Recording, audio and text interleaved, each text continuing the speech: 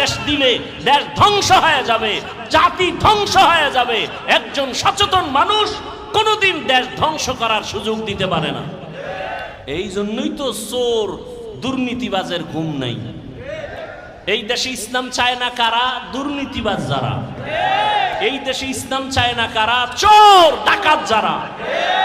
এই দেশে ইসলাম চায় না কারা? মা বাবার অভিশপ্ত সন্তান যারা। মা বাবার অভিশপ্ত সন্তানেরা ইসলাম চায় না। চোর যারা, চুরি করার অভ্যাস, ওরা ইসলাম চায় না। দুর্নীতিবাজেরা ইসলাম চায় না। মানুষ হত্যা যারা করে এরা ইসলাম চায় না। ইসলাম আসলে শান্তি ওই গুন্ডায়ও জানে, ইসলাম আসলে শান্তি এটা দুর্নীতিবাজও জানে। মানে না কেন? ওদের পেটের ক্ষুধা নিবারণ হবে না।